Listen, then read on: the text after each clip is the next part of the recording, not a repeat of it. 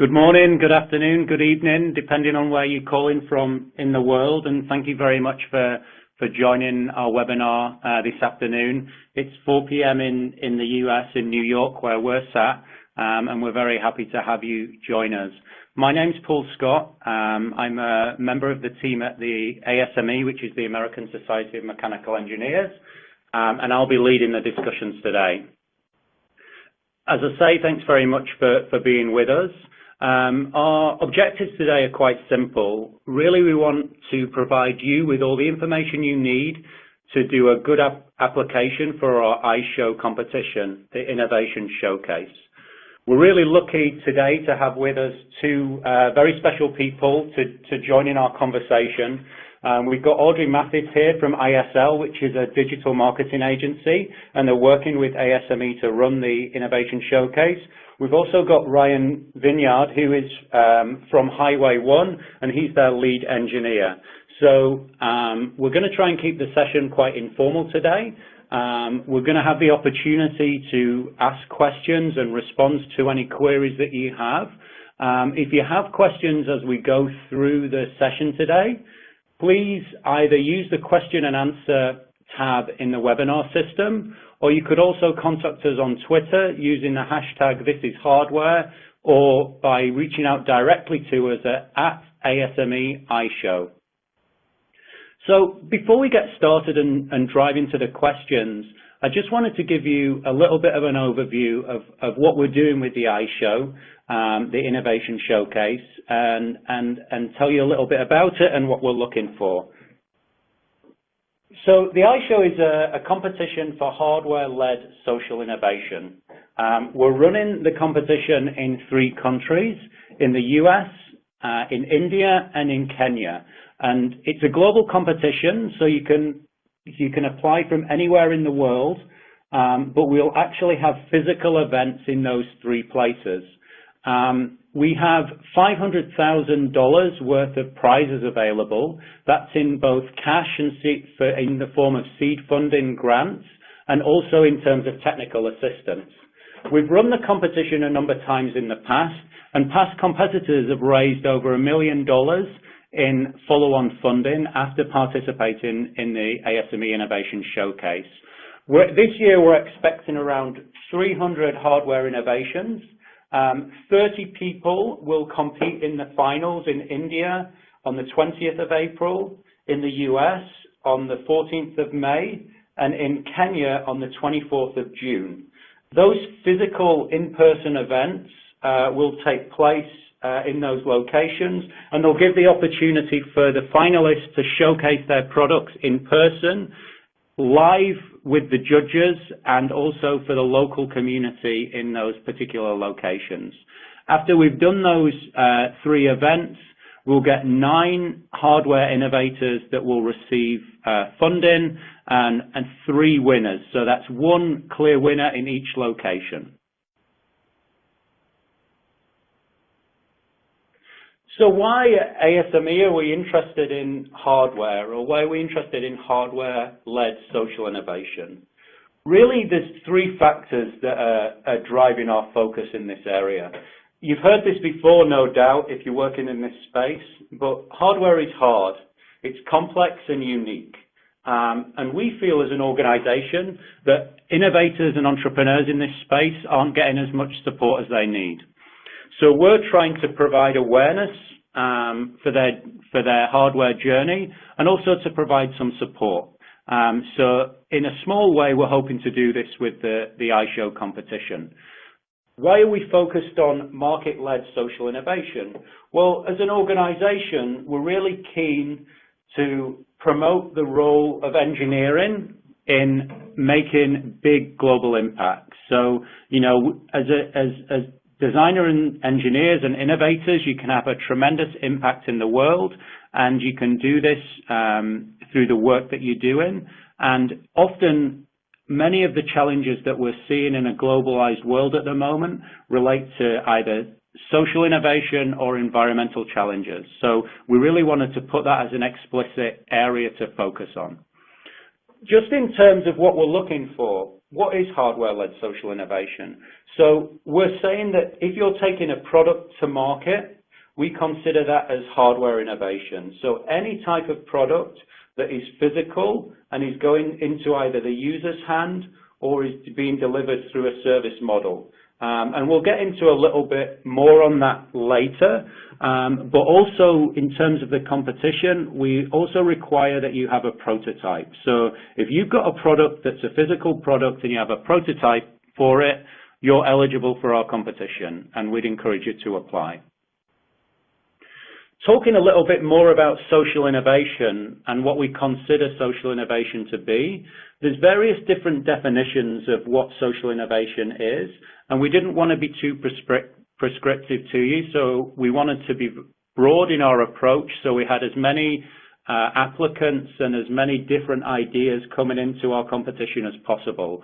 So what we've done is we've created 8 areas which to give you a guide of what we feel is broad enough for social innovation. Now, social innovation also often includes environmental innovation, and if you look at the slide that we have in front of you, what do we mean by this? So, water and sanitation. Perhaps you've got a product that helps clean water or delivers clean water to market. Well, that, for us, is a hardware-led social innovation if it's product-based. If it has an impact on safety, if it's about energy, either providing energy to people that don't have it, or perhaps clean energy or renewable energy, we would say that as a social innovation. If it's focused on efficiency or reducing carbon emissions for the environment, that would be one. If it's related to agriculture and food, if it's economic development or community empowerment based, if it's a medical device, for example, that improves the quality of lives of people that are the recipients, or if it's related to health and nutrition, we would consider that as well, or if it was education-based. So we've got 8 areas that we're focused on. We're quite broad in the way that we're looking at it, and our only stipulation is that you have, within your business model, a focus on social innovation, and you're wishing to measure and monitor it. So we feel that no great things can be done alone, so we're working with a group of organizations to help us with this competition. We've got some examples on the screen now. Spartan Systems is our IT partner. ISL, from which Audrey works, is our digital media partner, and Catapult Design is a human-centered design organization that's helping us structure some of the support that we'll give to the winners in the future.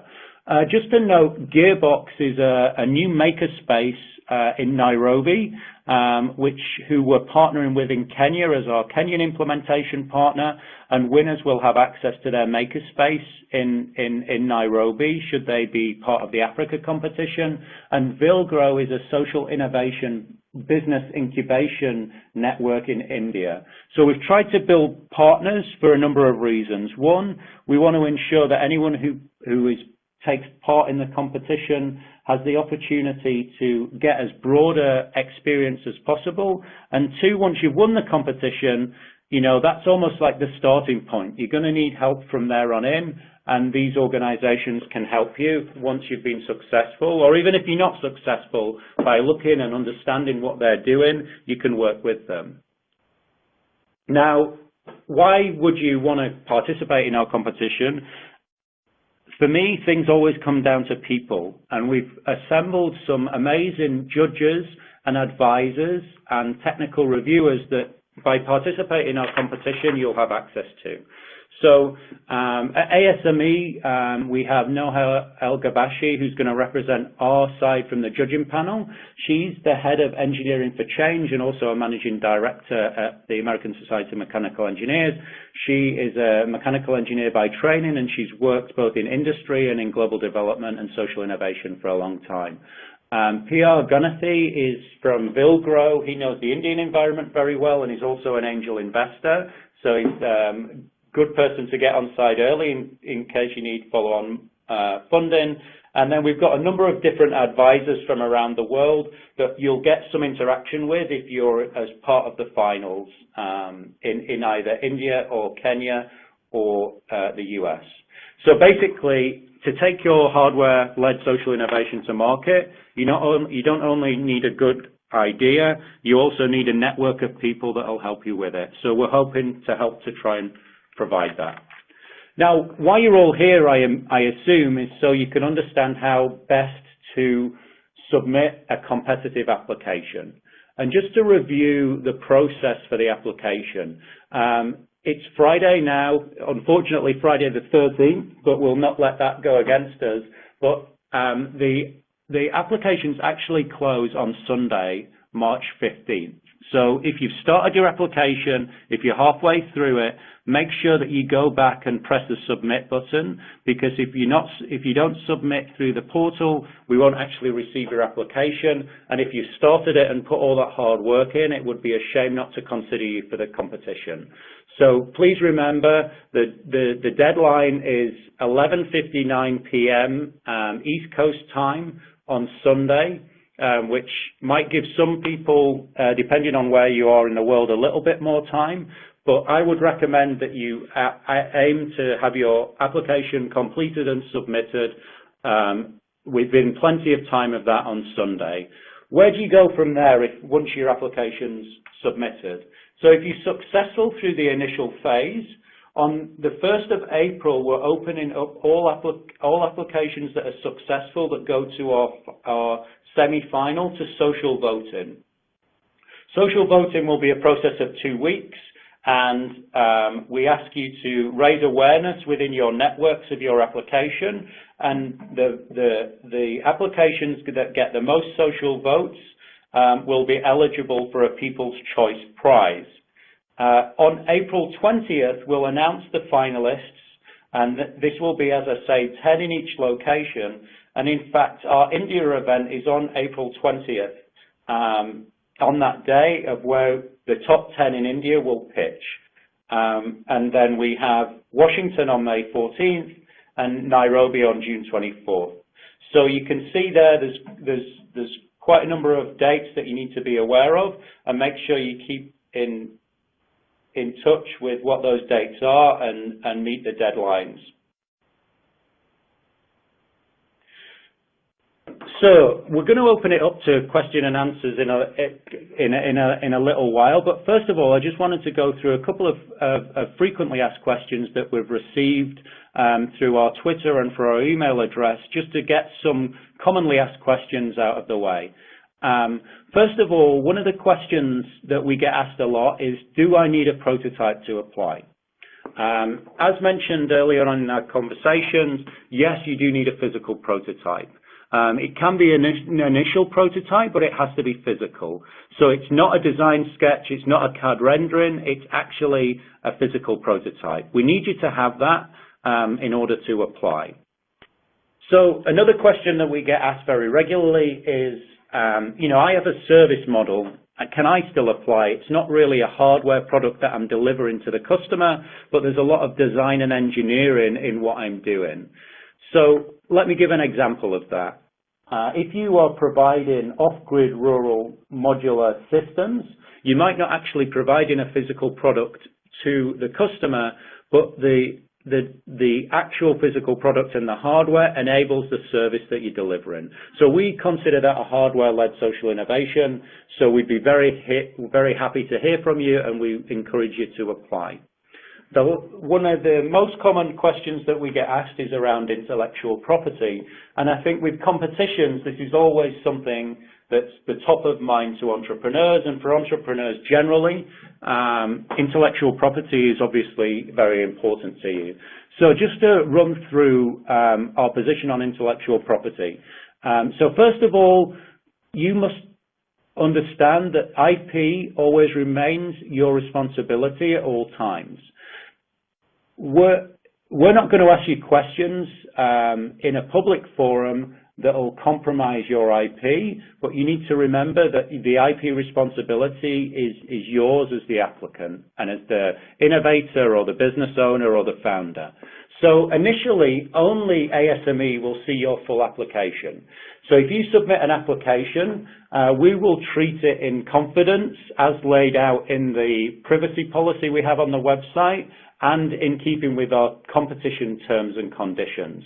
So the information that we ask in the questions, that will only be seen by ASME.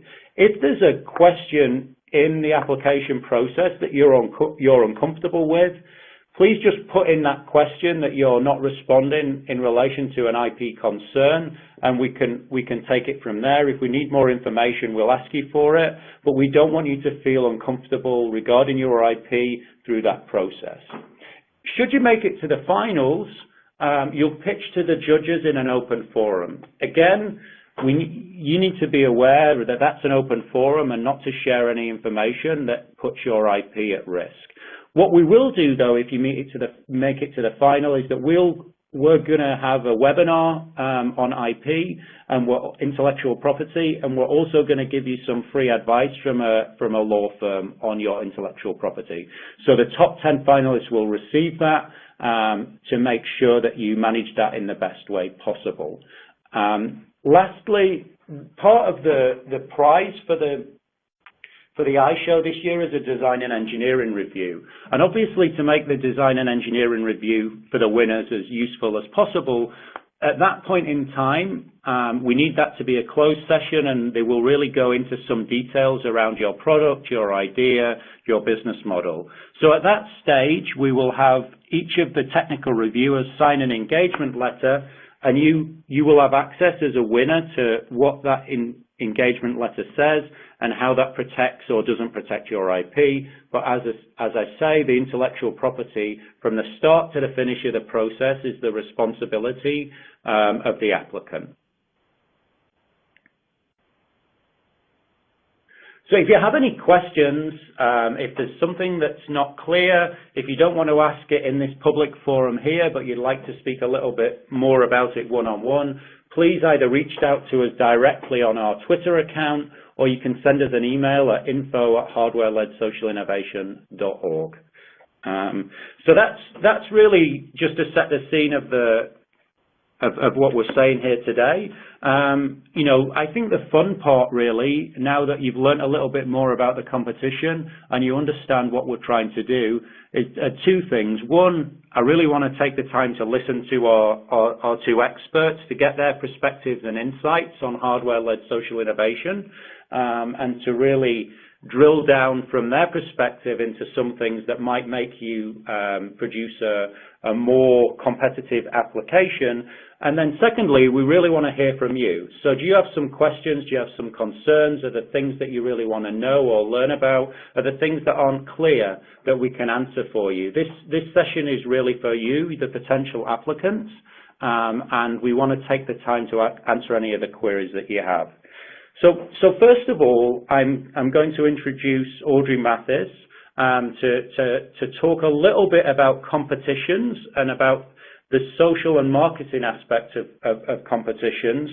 I've had the pleasure of working with Audrey over the last 6 months, and the ISL team, who are based in Washington, D.C., really are true innovators when it comes to digital marketing and running competitions. They've done numerous innovation competitions around the world, and they've got some very exciting insights on that. So I'd like to first of all thank Audrey for joining the call. We really appreciate having you here with us today.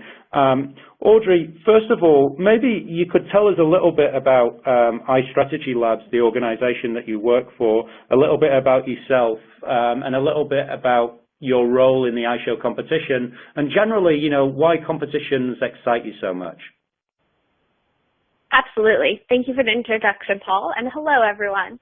I'm sure you have, if you've received any emails from ASME or the iShow or seen any tweets, you have probably seen my name at the end of them.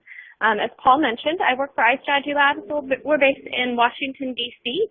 And New York as well. We're a creative agency with focus on digital, social, and making. We've done everything from craft campaigns to websites, apps, to animations, with also a heavy focus on social strategy and festivals. So while we're primarily a design and development and social agency, a new kind of sector of our company is also focused on the maker space. We're really passionate about building, prototyping, and creating products that merge online and offline. So really using technology to connect with people on social and bring, you know, the internet to real life, which is fitting since I am at South by Southwest in Austin at the moment. So as I mentioned, I've run a number of international student competitions. Really what I love about these is the connections that you can make with students who are so passionate about their fields. And not only students, but anyone interested in engineering or any sort of innovations there. So definitely interested in this show particularly because it's an international competition with 3 very strong showcase events. And I'm looking forward to those. Excellent. Thank you for that introduction. Now, I know, Audrey, you've run a number of competitions in the past, and you've judged a number of competitions, and you've seen probably what is thousands of applications. Do you have any advice for people who are putting together their application right now on, you know, some of the key elements that would make a successful application? Yeah, absolutely. I have 3 key recommendations that I tend to like to give. One is detail. I think the more that you can tell us in your application about the project that you're building or the prototype, the better. So the more that we know, the more that we can understand your project. Transparency. I think that if you have any issues with your prototype, if you're, you know, having any struggles, it puts a little bit of a human element to your application for us. And we want to be able to find those solutions to help you. And then the third is communication. Behind every major competition like this, you know, there are a lot of kind of hands in the bucket, but oftentimes there are people like Paul or myself or Ryan who are on the other side of the email and here to really help you. So just want to strive that, you know, tweeting or sending emails is a great way of answering any questions. Excellent, thank you. I think that gives a really good, you know, very tangible, practical advice to make people's applications as strong as possible. This is really going to your kind of marketing and social media background, but, you know, I know of a number of the entrepreneurs that I've come across, especially when they've got good technical skills, they really struggle to get their idea out there, either to the customer, so the customer's aware of it, or generally to funders and potential people who might be interested. So I wonder from your sort of marketing and social media background, if you could just give us a little bit of an insight as to some of the things these innovators should be thinking about when they're trying to raise awareness of what they're doing. Yeah, that's a great question. I think, especially in my world, social is very much key. So whether you're using LinkedIn or Twitter or, you know, something a little newer and edgier like Snapchat, I think the main goal here is to not be afraid to put your ideas out on social. Just by getting them out there, you kind of take the next step in communicating what you're working on and getting feedback and giving yourself a little bit of confidence and sharing it with the world. Social is a really great way to kind of take that next step in the development of your project. I also think that in terms of just some key recommendations I have for using social to further your project, one is just starting to follow people that you're interested in and starting to consistently engage with your audience. So as you begin following people that you have interest in and retweeting them and sharing their information or links on Facebook or images on Instagram, I think also engaging with them and providing some real value, not only to maybe the brands that you're following or the other innovators who might be your peers or even your competition. It's really important to kind of open up that dialogue because it'll be helpful for you in communicating your prototype or project on down the road as well. Excellent, thank you. I think that gives us a really good understanding of at least where to start. And, you know, I think for some people, just having that first step to understand how to engage in the social media or the marketing sense really is quite frightening. So to get a little bit of a simple advice just to take that first step is you know, takes away some of that fear. So I think that gives us a great basis for thinking about how to engage in that space. So Audrey, thanks very much. And Audrey's going to stay around and answer some of your questions. So there's a few questions come in already. We're going to keep them all to the end. but Audrey will be around to answer those. So if you have any more kind of like marketing or competition questions, please send them over, and we'll have either Audrey or Ryan or myself answer them towards the end. So it's a real pleasure as ASME to introduce Ryan Vinyard. He's the engineering lead at Highway 1, and for those of you that don't know, Highway 1 is a hardware incubator based in San Francisco. Fortunately for us, he's a mechanical engineer, so obviously we already think the work that he's doing is fantastic, but he's got tremendous experience working at various companies in product development, also working in the startup space with clean tech and electric vehicles. So really he has such a good experience of really doing this type of work. So it's a real pleasure to have Ryan here with us today. So Ryan, just to ask you a starter question, really, as I say, thanks very much for making the time to speak to us. Maybe to begin with, just, you know, ASME is a mechanical engineering society. Maybe I could just drill in to begin with a little bit about your mechanical engineering experience. You know, how did you get into mechanical engineering, and what's been the coolest project you've worked on? Yeah, great questions, Paul. Thanks for the introduction. Thanks for running the show, and thanks for running this session as well. You know, from my background, I actually majored in product design in college, so I kind of got, you know, a few sides of the equation, but then kind of dove into mechanical engineering after school and worked at a few startups in Silicon Valley, like you said, in the power electronics, clean tech, electric vehicle space. So the coolest project I was able to work on there was a startup I helped get off the ground called Motive Power Systems. And so basically they're making essentially operating systems as the technology for all electric trucks and buses. So we had a really cool project there where we took an old Ford E450 diesel bus and turned it into a fully electric, 100% electric, no hybrid bus. So that was pretty cool. And what was interesting to me there is, you know, there was a lot of hesitation to electrification of projects that large because people are kind of fixed in a consumer mentality. But because our customers were actually you know, bus routes, shuttle bus companies, FedEx, people like that who had fixed routes, we were actually able to kind of match the technology and range with the capabilities and needs of the customers. So it was kind of a fun opportunity to build something a little bit ahead of its time, where actually industrial was kind of moving faster than consumer. So great project because it was the kind of thing where we got to do everything from, you know, cranking on CAD, working with vendors, and then it was, you know, a small enough company that when we were building on build days, everyone was under the bus with wrenches. So it was really satisfying to, you know, start by tearing engines out and end by getting the bus to move. So that was a cool project that I really enjoyed. Yeah, awesome. Thank you. Thanks for sharing that experience. I think one of the things that is really exciting about those types of roles is the ability to, you know, to do a breadth of things and to understand and get engaged in all aspects of what it takes to get hardware to market. So I think that experience and that description gives us a really good insight into that. Ryan, maybe you could tell us a little bit about Highway 1. I mean, what do you do as an organization? What's your history, your philosophy, your approach? You know, I understand you're a relatively new organization, but you're making really big strides and getting quite an amazing reputation for yourself. So maybe you could just give us some insights into that. Yeah, definitely. Well, thank you for the flattery. We're moving fast in the incubator accelerator space. It's pick a buzzword. You can call us whatever you want, but we're helping people with engineering. So basically what Highway 1 is a startup accelerator where we bring teams in. We bring in 10 to 15 different hardware startups at a time.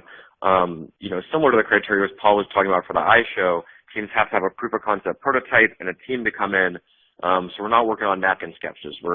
Teams come in with a prototype, and we're trying to help them get that closer to manufacturing. Our parent company, PCH, has traditionally done manufacturing and supply chain logistics in the Shenzhen, Pearl River Delta area of China. So we're basically leveraging a lot of that deep knowledge to inform people's prototyping processes with manufacturing. I mean, the comparison I use a lot is, you know, we have a machine shop on site to support the prototyping, but we really are kind of looking over people's shoulders to make sure that we're not 3D printing stuff that we couldn't injection mold later. So on the engineering side, we're really trying to help people, 4 months is not a lot of time in hardware, so not everyone's going to get quote-unquote manufacturing ready by the demo day at the end of the program, but, we're looking towards manufacturing always, as well as parallel tracks and business development and PR marketing to make sure that we're growing the whole company. But my role as engineering lead is really to make sure that people are making prototypes, they're making prototypes that would be manufacturable later, and all the while really lowering risk, taking the riskiest subsystem, make a subsystem prototype of that first before you try to integrate it and make a mess, because, most good hardware projects here have software too, so there's a lot of integration challenge. So, that's just kind of an overview of the program and my role here. Yeah, fantastic. And I think, some of the points that you touched on there in terms of the integration and also in terms of the risk are really interesting things that we see a lot from where we see ASME, and then the general ecosystem for startups working in the hardware space. So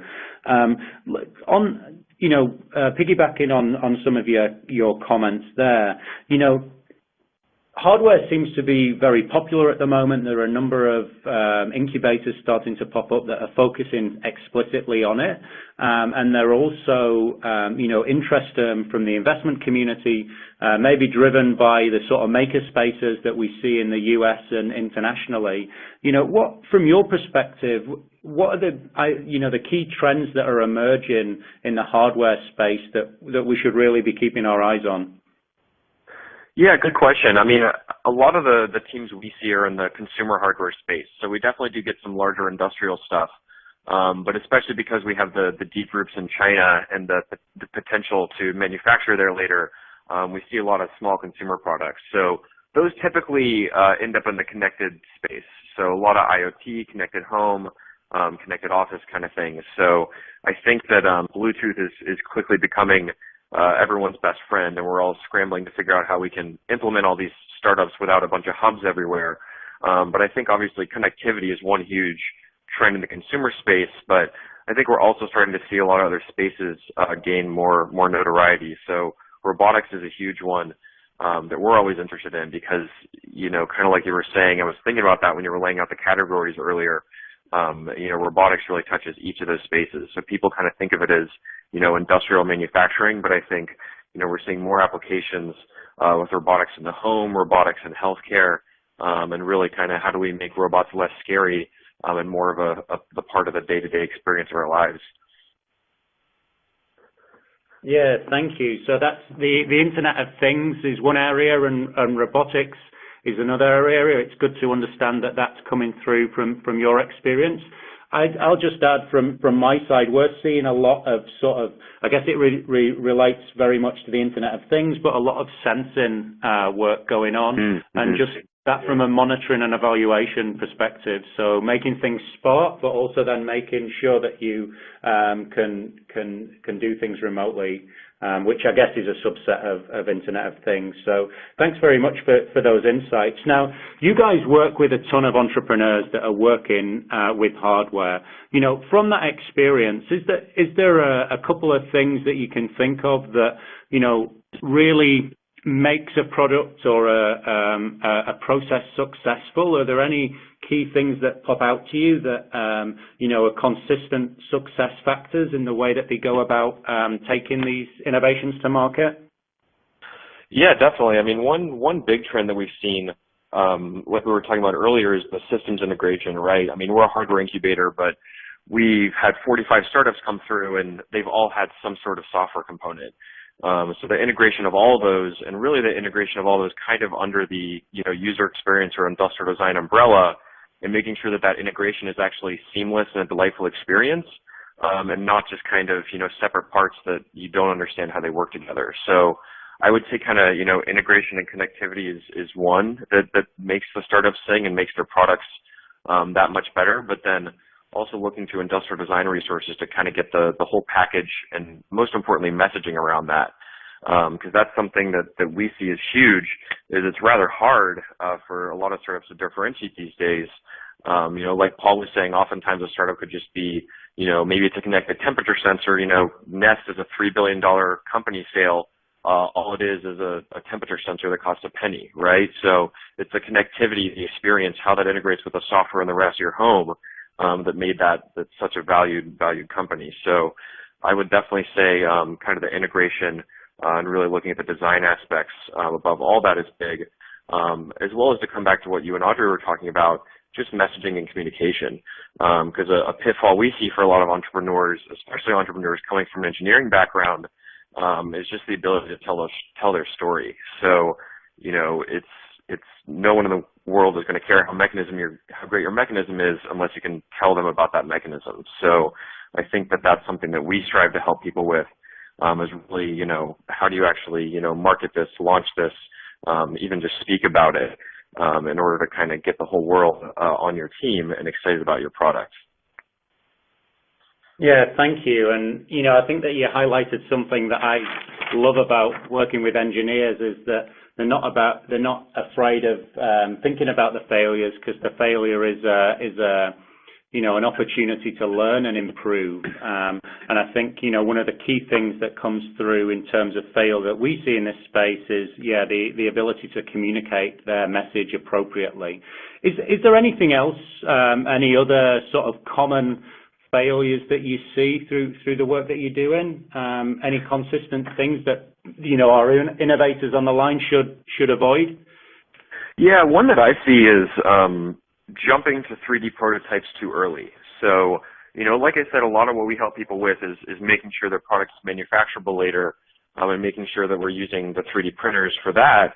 But also I would encourage, even before you're jumping to the 3D printer, we don't see people spending quite enough time on whiteboards, and then even in 2D prototyping. So, cutting some acrylic on the laser cutter before you go to the 3D printer and make something, really whiteboarding something out in 2D and making sure it all makes sense before you jump to CAD. I mean, it's something we've seen so many mechanical engineers banging their head against 3D CAD to try and solve a mechanism that we haven't gotten kind of the 2D fundamentals of right yet. So in general, we're a huge fan of pushing low resolution prototyping. Let's look at the risk first, lower the risk before you move into 3D. And fundamentally, you can just learn faster, which is what prototyping is all about. So throwing something on a whiteboard in front of your colleagues, you can get feedback quickly, and then, cutting it in 2D could save you days rather than going into CAD, going into a 3D printer, and ended up making something that doesn't meet the original requirements. So we find that really kind of iterating quickly using 2D prototyping will really lower the risk that you're making the right thing. Yeah, excellent. I think that's awesome advice, and thank you very much for sharing that from your experience. Let's take some of the questions that we're receiving online now, just to get a little bit of the interactivity going.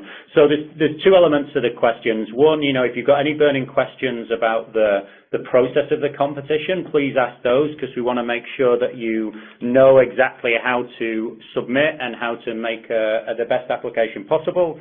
And secondly, we've got two awesome people on the line, so let's maybe throw some good questions to them in terms of your curiosity or interest. So I've got a question that's come in for you, Audrey, that I'd like to see maybe if you could have a think about. So I've got a question from Nigeria, and basically says, I've got a product that I'm thinking about. I'm an engineer, and I think that the product itself I'm pretty confident with, but the business model I'm struggling with, and how should I reflect that in my application? Thanks, Paul. Yeah, I think that's a really fantastic question. My immediate advice would go kind of back to what I was talking about before, is communication and transparency. I think that, especially in the competition that we're running for the ISHOW, we really want to be supportive of the applications and the products that are coming through. So letting us know that, like, you have this prototype and you figure that part out, but you need support on the business model development end is something we would really love to hear and would be very willing to support you on. Excellent. Thank you, Audrey. I think that's pretty solid advice. And, just to echo that, I think that one of the things that we're trying to do is, get people interested in hardware and then also get ideas coming through our system. The whole point of a competition is that you don't know all the answers, and it's the potential that's there that we're looking for, and then we'll hopefully provide support in the gaps that you have. So don't let your fear of failure or the fact that you don't have everything exactly right stop you from applying. Everyone has challenges when they're trying to do these things. It's very difficult to share them with people and to learn from it, but being part of a community should help you with that. So hopefully, just to echo your points, Audrey, we can, through the iShow process, through the webinars you'll have access to, and through the people that you'll meet, we can help answer some of those areas that you're not so sure about. So just over to you, Ryan. There's an interesting question come in that's from the US, and it's from a non-engineer, but they're talking about the 3D printing basically, and it's in response to your point about 3D printing. Essentially, there's so much you can do with 3D printing now, and you can do a lot of it at home. So, why should I basically wait to get to that level? I mean, I think a lot of it is you're going to spend more time thinking about sometimes it can be a crutch rather than a stepping stool, right? So I think that by going to 3D quickly, you introduce so many parameters into the design process that it's hard to know if you're really solving the original base principles. In the same way that you wait to integrate mechanical engineering and electrical engineering in the design process, really making sure that you nail down those principles and kind of solve in 2D before you jump to 3D can help make sure that the 3D model you make is more effective. Not to mention also just the time required. A 3D printer typically takes much longer than a laser cutter if you're really trying to rapidly iterate, get things in front of your team, get things in front of users in order to get feedback. So that's a bit of the framework there. Yeah, thank you. And one of the things I love about the people that I meet in this space is, that their passion for doing things and getting it into a physical product as soon as possible, but, and getting it into people's hands. But I think that you give a good advice. Let's not make that passion make you do it too quickly and forget what the original parameters are and the original boundary conditions are, and realize that you're responding to a problem. And sometimes to respond to problems that are out there, traditional ways of doing it are all well and good, and let's not get too caught up in the fashions of the day. So thanks very much for those insights.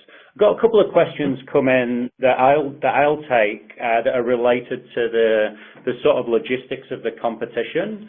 So first of all, I've had a question, I think, from the West Coast, and this is in relation to the parameters of the competition.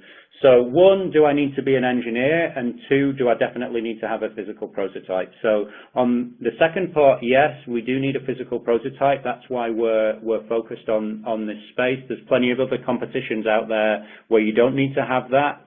Maybe one of those is more relevant for you. The first question, do I need to be an engineer? We're a mechanical engineering organization, but as far as we're concerned, good ideas come from many sources. So you don't need to be a mechanical engineer to apply. It's open to anyone who's got a physical product and is planning to or trying to take it to market, which will have a social impact. And then one last question that I've got that I'll take. Basically, okay, so this goes to the point that there are a number of competitions out there, and asking exactly how ASME can help with scale, and also, why is this the competition that I should take my time to apply to? So again, I'll take that as the representative from ASME.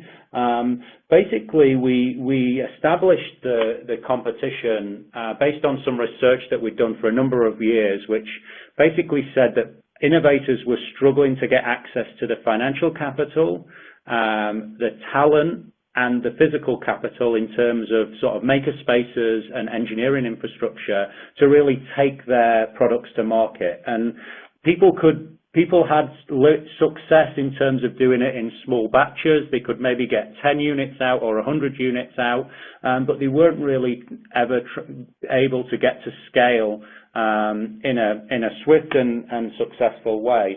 So, you know, how can ASME help with that? We really are feeling that we can help in two ways, really. First of all, as a network, we have access to a tremendous amount of engineering and design talent, both within industry and academia. We can help you with certain technical problems in terms of getting to speak to the right person, and then also in terms of understanding the current market situation. So our membership comes from both industry and from academia, so both those perspectives are valuable insights for people trying to take products to market.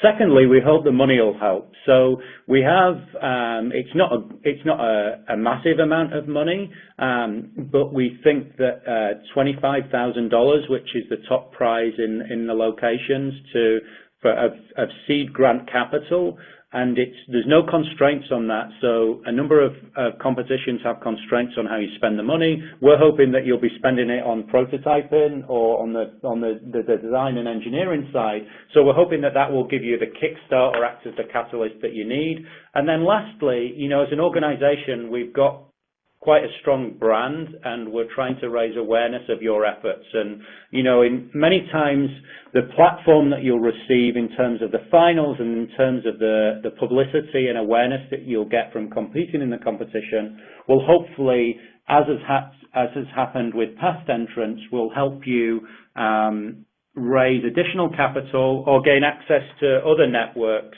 that can help you with your efforts. You know, systems like the incubation process at Highway 1, you know, hopefully that we can prepare you and give you advice to make the possibility of entering those types of networks more likely.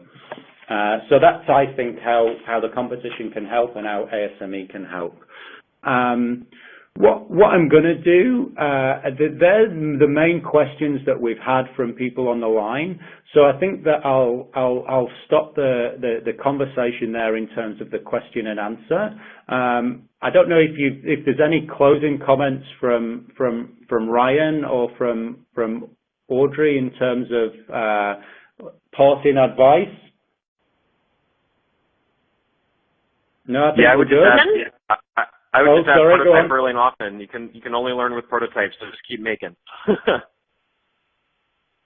Audrey? Yeah, I definitely agree with that. I think just be sure to reach out, get us on Twitter, or send us an email, and just make sure that you get your application at any stage in there.